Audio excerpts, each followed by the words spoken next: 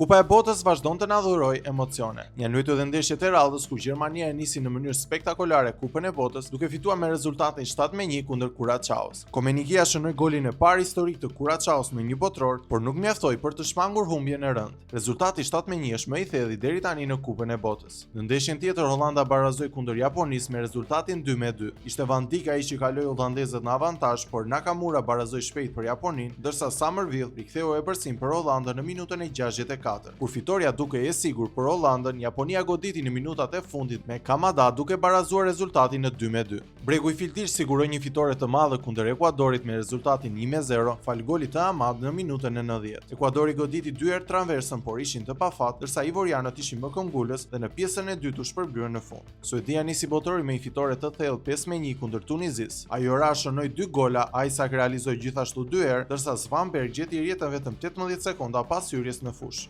Ditën e sotme janë rezervuar disa ndeshje tepër speciale, ku Spanja përballet në orën 6 me Kepin e Gjelbërt. Dy kombëtarët përballen për herë të parë në histori në një duel ku favoritët janë patjetër kampionët e Europës. Spanja merr pjesë në botrorin e saj të 17 dhe vjen pasi fushate të fortë kualifikuese. Nga ana tjetër, Kepi i Gjelbërt debuton në Kupën e Botës dhe bëhet kombëtarja e 14 afrikane që mbërrin në këtë turne. Ata siguruan kualifikimin duke lënë pas Kamerunin në grup. Belgjika dhe Egjipti përballen për herë të parë në historinë e Kupës së Botës. Belgët ruajnë botrorin e tyre të 15 dhe vin pas një fushate kualifikuese pa humbje. Egjipti rikthehet do botror për herë të 4 ende në kërkim të fitores së parë në këtë kompeticion. Shpresat e faraonëve mbështeten te Mohamed Salah, i cili ishte i përfshirë në 60% të golave të skuadrës gjatë kualifikueseve.